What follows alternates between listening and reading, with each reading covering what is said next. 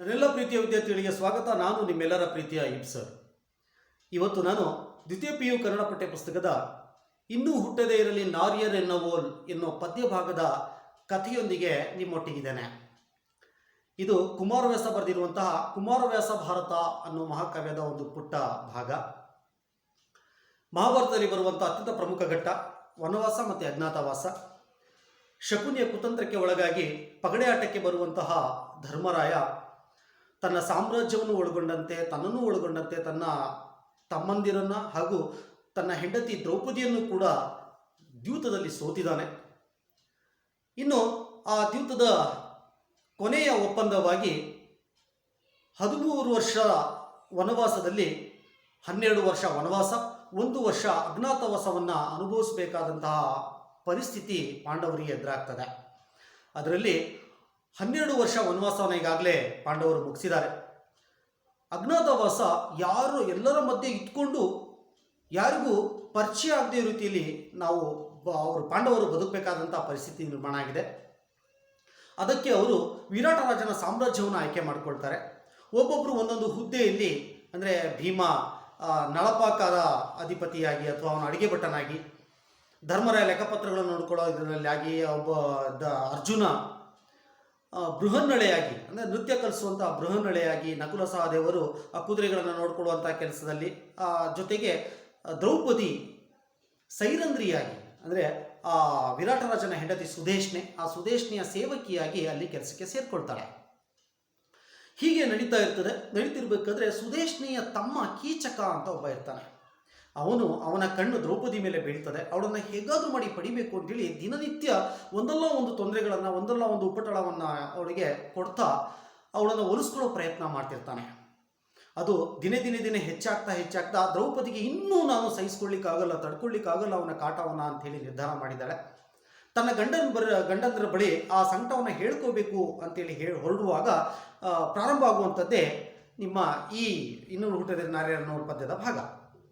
ಪ್ರಾರಂಭದಲ್ಲೇ ದ್ರೌಪದಿ ನನ್ನ ಸಂಕಟವನ್ನು ಯಾರ ಹತ್ರ ಹೇಳ್ಕೊಳ್ಳಿ ಅಂತ ಹೇಳುವಂಥ ಒಂದು ದೃಶ್ಯ ಬರ್ತದೆ. ನನ್ನ ಈ ಸಂಕಟವನ್ನು ಯಾರಿಗೆ ಹೇಳಲಿ, ಯಾರ ಬಳಿಗೆ ಹೋಗಲಿ, ನನ್ನ ದುಃಖವನ್ನು ಯಾರಿಗೆ ಹೇಳಿ ನನ್ನ ಕಾಪಾಡಿ ಅಂಥೇಳಿ ನಾನು ಕೇಳಿಕೊಳ್ಳಿ. ಅಯ್ಯೋ, ಈ ಹೆಣ್ಣು ಜನ್ಮವನ್ನು ಸುಟ್ಟಾಕಬೇಕು. ಮಹಾಪಾಪಿಯಾದಂತಹ ನನ್ನಂಥವಳು ಈ ಹಿಂದೆ ಯಾರೂ ದುಃಖಪಟ್ಟವ್ರು ಇರಲಿಕ್ಕಿಲ್ಲ ಏನೋ ಅಂಥೇಳಿ ದುಃಖಪಡ್ತಾ ತನ್ನ ಹೊಟ್ಟೆನ ಬಡಿದುಕೊಂಡು ಅಳ್ತಾ ಇದ್ದಾಳೆ ದ್ರೌಪದಿ. ಇನ್ನು ಯಾರ ಹತ್ರ ಹೇಳ್ಕೊಂಡ್ರೆ ಏನು ಪ್ರತಿಕ್ರಿಯೆ ಬರ್ಬೋದು ಅಂತೇಳಿ ತನ್ನ ಮನಸ್ಸಿನಲ್ಲಿ ಯೋಚನೆ ಮಾಡ್ತಾ ಧರ್ಮರಾಯನಲ್ಲಿ ಹೋಗಿ ನನ್ನ ಈ ಸಮಸ್ಯೆಯನ್ನು ಹೇಳ್ಕೊಡನ್ವೋ. ಆದರೆ ಅವನಲ್ಲೂ ಪ್ರಯೋಜನ ಇಲ್ಲ, ಯಾಕಂದರೆ ಅವನಿಗೆ ಧರ್ಮಕ್ಷಮೆಯ ಗ್ರಹ ಹೊಡೆದಿದೆ ಅವನಿಗೆ. ಇನ್ನು ಅರ್ಜುನನ ಹತ್ರ ಹೋಗಿ ನನ್ನ ಸಂಕಟವನ್ನು ಹೇಳ್ಕೊಂಡು ನನ್ನ ಸಹಾಯಕ್ಕೆ ಬಾರಪ್ಪ ಅಂಥೇಳಿ ಕೇಳ್ಕೊಳ್ಳೋಣ ಅಂತ ಹೇಳಿದ್ರೆ ಅವನು ಅಣ್ಣನ ಆಜ್ಞೆಯಲ್ಲಿ ಭ್ರಮಿತನಾಗಿದ್ದಾನೆ. ಅಂದರೆ ಅಣ್ಣನ ಆಜ್ಞೆಯ ಹುಚ್ಚಿಡಿದಿದೆ ಅವನಿಗೆ. ಇನ್ನು ನಕುಲ ಸಹದೇವರು ಪಾಪ ಈ ಕೀಚಕನನ್ನು ಕೊಲ್ಲಿಕ್ಕೆ ಅವನ ಕೈಲಿ ಸಾಧ್ಯ ಇಲ್ಲ, ಅದು ಸಂದೇಹನೇ ಇಲ್ಲ, ಅವನಲ್ಲಿ ಕೊಲ್ಲಿಕ್ಕೆ ಸಾಧ್ಯ ಇಲ್ಲ ಅವನಿಗೆ ಅಂತೇಳಿ ಅವನು ನಿಶ್ಚಯ ಮಾಡ್ತಾಳೆ. ಇನ್ನು ನನ್ನ ಸಂಕಟವನ್ನು ಈ ಸಮಸ್ಯೆಗೆ ಸ್ಪಂದಿಸುವಂಥವನು ಯಾರಿದ್ದಾರೆ 5 ಜನ ಗಂಡಂದರಲ್ಲಿ ಅಂತೇಳಿ ಹೇಳುವಾಗ ಭೀಮ ನೆನಪಾಗ್ತಾನೆ ಅವಳಿಗೆ.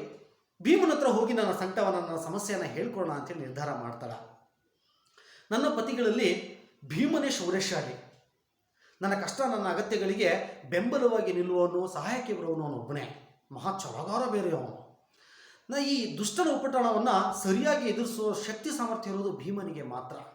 ಅವನಲ್ಲಿ ಹೋಗಿ ನನ್ನ ಸಂಕಟವನ್ನು ಹೇಳ್ಕೊಳ್ತೀನಿ, ಅವನಲ್ಲೂ ಕೂಡ ಈ ಸಮಸ್ಯೆಗೆ ಪರಿಹಾರ ಸಿಗಲಿಲ್ಲ ಅಥವಾ ಅವನು ಕೂಡ ನನ್ನ ಸಹಾಯಕ್ಕೆ ಬರಲಿಲ್ಲ ಅಂತ ಹೇಳಿದ್ರೆ ನಾನು ಘೋರತರ ವಿಷ ಕುಡಿದು ಸಾಯೋದು ಅಂತೇಳಿ ನಿರ್ಧಾರ ಮಾಡಿದ್ದಾಳೆ.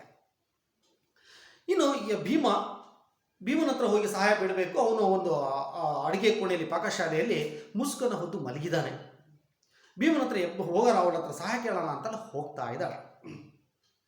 ಅದ್ರ ಮನಸ್ಸಿನಲ್ಲಿ ಯೋಚನೆ ಮಾಡ್ತಾಳೆ, ಭೀಮನ ಹತ್ರ ಹೋಗಿ ಈಗ ತಕ್ಷಣ ಹೋಗಿ ಎಬ್ಬಿಸ್ಬಿಟ್ರೆ ಎಲ್ಲಿ ಸಿಟ್ಟಾಗ್ತಾನೋ, ಅಥವಾ ಒಬ್ಬಳೇ ಯಾಕೆ ಬಂದೆ, ಮುಖವೇಕೆ ಬಾಡಿದೆಯಲ್ಲ ಅಂಥೇಳಿ ಕೇಳ್ತಾನೋ, ಸಮಾಧಾನ ಪಡಿಸ್ತಾನ. ಏನಾದರೂ ಆಗಲಿ ಇವನ ಉಪಟಳಕ್ಕಿಂತ ಭೀಮನ ಈ ಶಿಕ್ಷಣೆ ಆಗ್ಬೋದು, ಭೀಮನ ಎಬ್ಸೇ ಬಿಡೋಣ ಅಂಥೇಳಿ ಭೀಮನ ಹತ್ರ ಹೋಗ್ತಾಳೆ.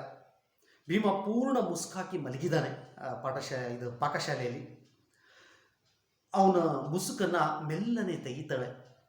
ಅವನ ಗಲ್ಲವನ್ನು ಹಿಡಿದು ಅಲುಗಾಡಿಸ್ತಾಳೆ. ಹಾಗೆ ಮಾಡಬೇಕಾದ್ರೆ ಭೀಮ ಹೇಳ್ತಾನೆ. ಭಾಳ ಆಶ್ಚರ್ಯ ಆಗ್ತದೆ ಅವನಿಗೆ. ಇಷ್ಟು ತಡರಾತ್ರಿ ಇವಳು ಬಂದಿಳಲ್ಲ ಅಂಥೇಳಿ, ಯಾಕೆ ಬಂದೆ, ಮುಖದಲ್ಲಿ ಭಯ ಉದ್ವೇಗಗಳೇ ಕಾಣ್ತಿದ್ದಾವಲ್ಲ ನಿನ್ನ ಮುಖದಲ್ಲೇ. ಇಷ್ಟು ತಡರಾತ್ರಿಯಲ್ಲಿ ಯಾಕೆ ಬಂದೆ ನೀನು ಅಂತೇಳಿ ತಡ ಮಾಡದೆ ಹೇಳು ಅಂತೇಳಿ ಸ್ಪಂದಿಸ್ಬಿಡ್ತಾನೆ. ಇದು ಎಲ್ಲಿಲ್ಲದ ಸಂತೋಷ ದುಃಖ ಎರಡೂ ಒಟ್ಟೊಟ್ಟಿಗೆ ಉಮ್ಮಳಿಸಿ ಬರ್ತದೆ ದ್ರೌಪದಿಲಿ. ಇನ್ನು ಆದಂತಹ ಸಂಕಟವನ್ನು ಭೀಮನ ಹತ್ರ ಹೇಳ್ಕೊಳ್ಬೇಕು ಅಂಥೇಳಿ ಎಲ್ಲ ಹೇಳ್ಕೊಳ್ತಾಳೆ. ಕೀಚಕ ಅನ್ನುವಂಥ ನಾಯಿ ರಾಜ್ಯಸಭೆಯಲ್ಲಿ ಎಲ್ಲರ ಎದುರುಗಡೆ ನನ್ನನ್ನು ಕಾಲಲ್ಲಿ ಒದ್ದ, ಅದನ್ನು ನೀನು ಕೂಡ ನೋಡಿದೀಯಾ. ನಿನ್ನಂತಹ ವೀರನಾದಂತಹ ಗಂಡ ನನ್ನ ಹತ್ರ ಇರಬೇಕಾದ್ರೆ ನನಗೆ ಈ ಅವಮಾನ ಸರಿನಾ? ಹಾಗಾಗಿ ಅವನು ಕೂಡ ನನ್ನನ್ನು ಬೆನ್ನು ಬಿದ್ದುಬಿಟ್ಟಿದ್ದಾನೆ, ನನ್ನನ್ನು ಬಿಡೋನಲ್ಲ ಅವನು. ಹಾಗೇನಾದರೂ ನನ್ನನ್ನು ತುಂಬ ಸತಾಯಿಸ್ತಾ ಅಂತ ಹೇಳಿದ್ರೆ ನಾನು ಬದುಕೊಳ್ಳಲ್ಲ, ನಾನು ಸತ್ತೋಗ್ಬಿಡ್ತೇನೆ. ನಾನೇನಾದರೂ ಸತ್ತರೆ ಭೀಮ, ನನ್ನ ಈ ಸಾವಿನ ಪಾಪ ನಿನ್ನನ್ನು ತಟ್ಟದೆ ಬಿಡಲ್ಲ ಅಂಥೇಳಿ ಅವನೆಲ್ಲ ತನ್ನ ದುಃಖವನ್ನು ತೋಡ್ಕೊಂಡು ಅಳ್ತಾಳೆ ದ್ರೌಪದಿ. ಹಾಗೆ ಮುಂದುವರೆದು ಭೀಮನ ಹತ್ರ ಮಾತನಾಡ್ತಾಳೆ ದ್ರೌಪದಿ. ಕಾಂತ, ಪ್ರಿಯತಮ, ಕೇಳು, ನನ್ನ ಉಳಿದ ಪತಿಗಳು ನನ್ನೊಡನೆ ಸಂತೋಷದ ಸಮಯದಲ್ಲಿ ಮಾತ್ರ ಇರ್ತಾರೆ.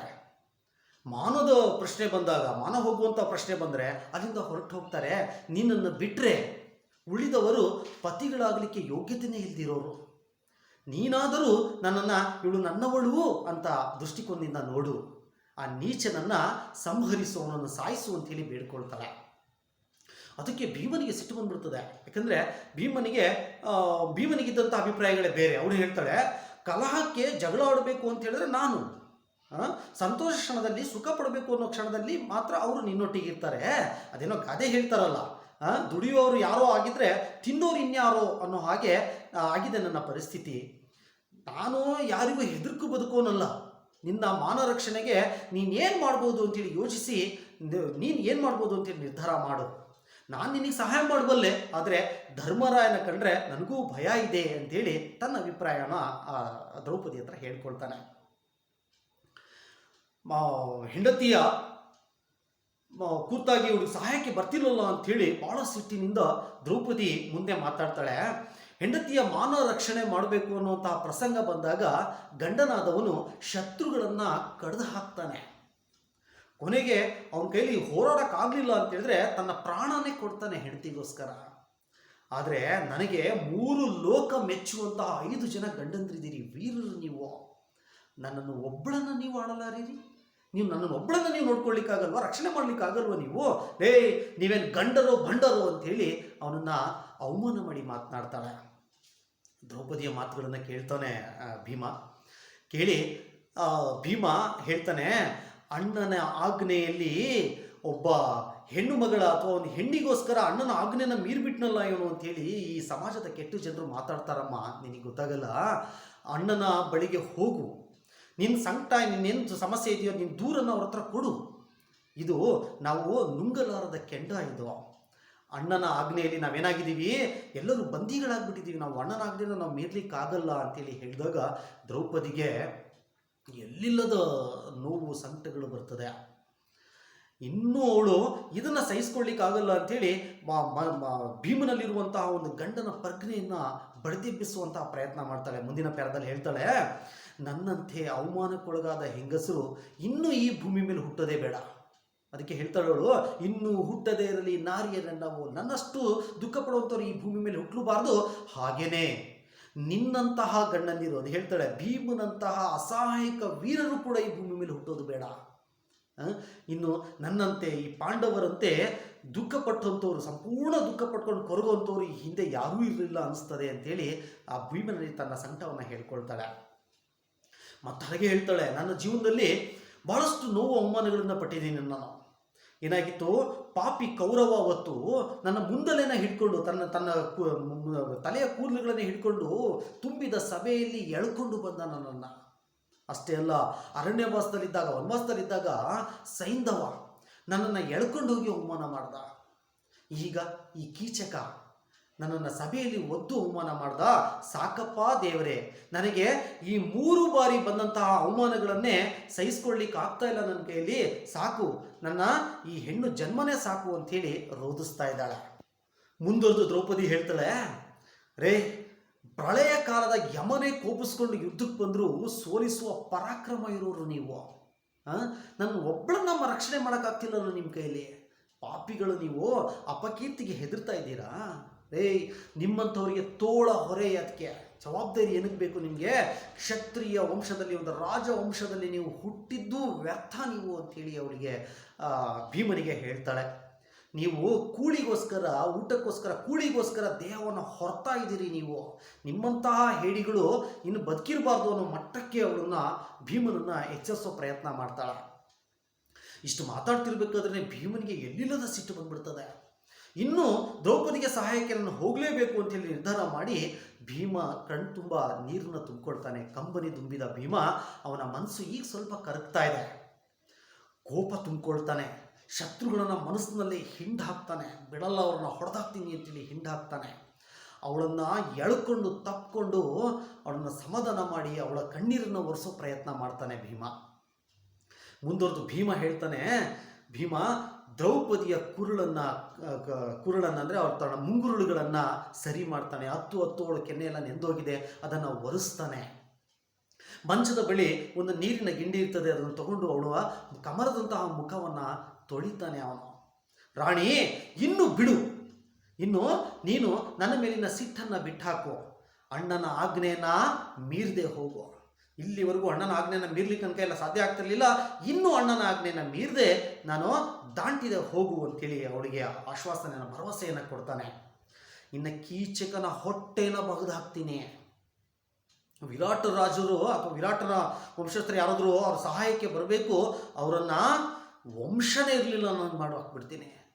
ಇದೇನಾದರೂ ವಿಷಯ ಗೊತ್ತಾಗಿ ಕೌರವರು ಓಡಿ ಬರಬೇಕು, ಅವರನ್ನು ತುಂಡಾಗಿ ಚೂರು ಚೂರಾಗಿ ಮಾಡಿ ಹಾಕ್ತಾನೆ. ಇವ್ರ ಸಹಾಯಕ್ಕೆ ಏನಾದರೂ ದೇವತೆಗಳೇನಾದರೂ ಬಂದರೆ ಅವರ ಮುಖವನ್ನು ಹಿಮಾಲಯ ಪರ್ವತಗಳಿಗೆ ಹೋಗಿ ತೀಡ್ಬಿಡ್ತೀನಿ ಅಂಥೇಳಿ ತನ್ನ ಕೋಪ, ಆವೇಶ, ಉದ್ವೇಗಗಳನ್ನು ತೋರಿಸ್ಕೊಳ್ತಾನೆ ದ್ರೌಪದಿ ಹತ್ರ. ನಿನ್ನ ಸಹಾಯಕ್ಕೆ ನಾನು ಬಂದೇ ಬರ್ತೇನೆ ಅಂಥೇಳಿ ಅವಳ ಸಹಾಯಕ್ಕೆ ಅವನು ಅಣಿಯಾಗ್ತಾನೆ. ಇಷ್ಟು ಪೂರ್ಣ ಕಥೆ. ಇಲ್ಲೂ ಅನಾದಿಕಾಲಿನಲ್ಲೂ ಹೆಣ್ಣು ಹೇಗೆ ಶೋಷಣೆಗೆ ಒಳಗಾಗಿದ್ದಾಳೆ, ಹಿಂಸೆಗೆ ಒಳಗಾಗಿದ್ದಾಳೆ, ಹೇಗೆ ನೋವುಗಳ ಸಂಕಟಗಳಿಗೆ ಒಳಗಾಗಿದ್ದಾಳೆ ಅನ್ನೋದನ್ನು ಈ ಒಂದು ಪುಟ್ಟ ಕಥೆಯ ಭಾಗ ನಮಗೆ ವಿವರಿಸ್ತದೆ. ಅದೆಲ್ಲ ಹೆಣ್ಣು ಮಕ್ಕಳ ಒಂದು ಪ್ರತಿನಿಧಿಯಾಗಿ ಇಲ್ಲಿ ದ್ರೌಪದಿ ನಿಲ್ತಾಳೆ. ಇಷ್ಟು ಪುಟ್ಟ ಕಥೆ ಅರ್ಥ ಆಗಿದೆ ಅಂದ್ಕೊಳ್ತೀನಿ. ಈ ಕಥೆಯ ಮೂಲಕ ಮತ್ತೊಂದು ವಿನಂತಿ, ನನ್ನ ಚಾನಲ್ಗೆ ಸಬ್ಸ್ಕ್ರೈಬ್ ಆಗಿ ಮುಂದಿನ ಕಥೆಗಳನ್ನು ನಿಮ್ಮೊಟ್ಟಿಗೆ ತಲುಪಿಸಲಿಕ್ಕೆ ನನಗೂ ಕೂಡ ಅನುಕೂಲ ಆಗ್ತದೆ. ನಮಸ್ಕಾರ, ಜೈ ಹಿಂದ್.